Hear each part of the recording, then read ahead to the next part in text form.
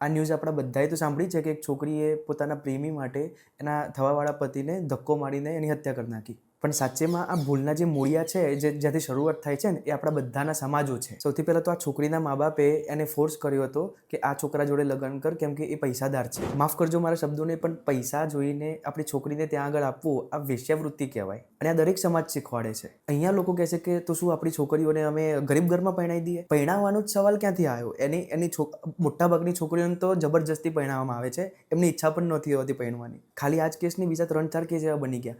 આ લોકોને પોતાના મતલબ જે પતિ છે યા થવાવાળો પતિ છે એને મારવાની જરૂર કેમ પડી રહી છે પોતાના પ્રેમી માટે? કેમ કે એ સીધું પોતાના ઘરે નથી કહી શકતા કે હું આને પ્રેમ કરું છું. આપણા ભારતમાં તો જીવ તરીકે આપણને સ્વતંત્રતા નથી મળતી. આપણા વડીલો હોય ને, લબોચા લાલ કરી દે આપણા. એટલી ભંગાર માનસિકતા ધરાવે છે આ બધા. વિચાર કરો, ઘરે આપણે કહી નથી શકતા કેમ કે ખબર છે કે એમનું રિએક્શન શું આવશે. અમુક કેસને જવા દો જેમાં છોકરીને ખબર નથી પડતી કે સાથી કયો પસંદ કરવો, પણ ઘરમાં શું લાગે છે કે આ કોઈ બી છોકરા જોડે આમ ચાલુ થઈ જશે અને પછી આખી જિંદગી પસ્તાશે. પણ એક ખોટી વસ્તુ કરવા માટે બીજી ખોટી વસ્તુ મા બાપ કરી દેતા હોય છે. એનું શું મતલબ? જબરજસ્ત હિપોક્રેસી છે કે છોકરી એ અજાણ્યા પુરુષ સાથે સંબંધ ના બનાવે, એના માટે મા બાપ પોતે જ અજાણ્યો પુરુષ શોધીને એના જોડે બાંધી દે છે. મા બાપ કહે છે કે તું બીજા જોડે સેક્સ ના કર, તું અમે કોઈક અજાણ્યું માણસ લઈએ ને એના જોડે કર. આપણે આની સંસ્કૃતિ સમજીએ છીએ કે લાઈફ ટાઈમ એક જ જણ જોડે સેક્સ કરવાનું, એના માટે લગ્ન બનેલા છે. આને કહેવાય સંસ્કૃતિ. પણ આ સંસ્કૃતિ નામના પડદા પાછળ કેટલા બધા ઢોંગ છુપાયેલા છે, કેટલી બધી ક્રૂરતા છુપાયેલી છે, એ આવા કિસ્સાઓમાં સાબિત થઈ જાય છે. હું કેટલા એવા લોકોને મળ્યો છું જે પોતાના મા બાપથી પરેશાન છે. કોઈ બી વૃદ્ધાશ્રમમાં તમને મા બાપ ઉપર દયા આવતી હોય છે,